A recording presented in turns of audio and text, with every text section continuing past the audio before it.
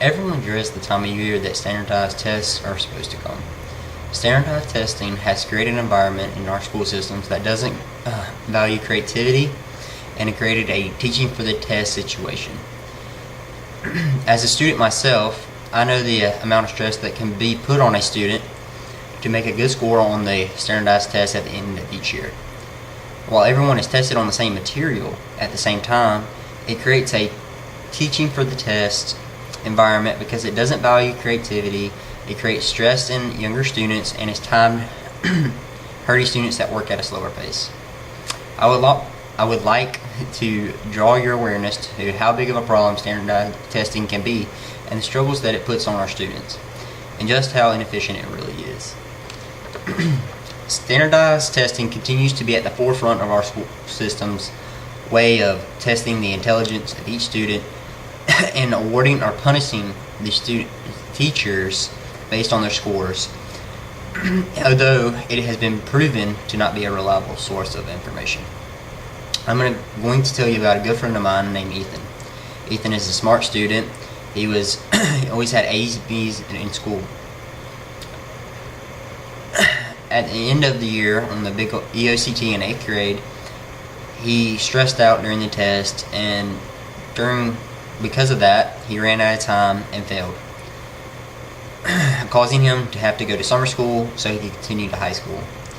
Standardized testing has proven to be an unreliable source of testing.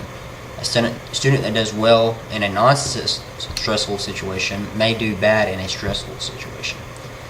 In a 2001 study published by the Brookings Institution found that 50 to 80% of year-over-year test scores improvements were temporary and caused by fluctuation that had nothing to do with long-term changes in learning.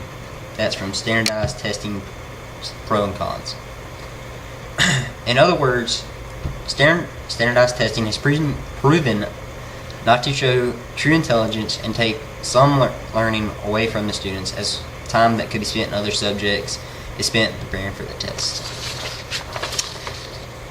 There are multiple ways to test a student's intelligence besides standardized testing, such as stealth assignments and game-based assignments.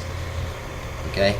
Non-stressful situations such as game-based assignments or stealth assignments could really help to see what a student knows without putting them in a very stressful situation, improving their scores. And that's from what schools could use instead of standardized tests. A fun, non-stressful situation helps people learn also and remember what they learn. Music, for instance, may really help to make your classroom warm and inviting.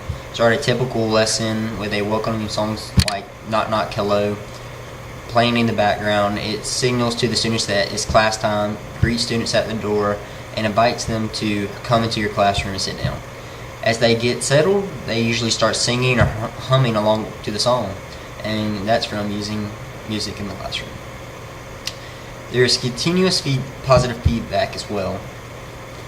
Learners are way more likely to feel comfortable with a video game than taking a standardized test, and that's really powerful.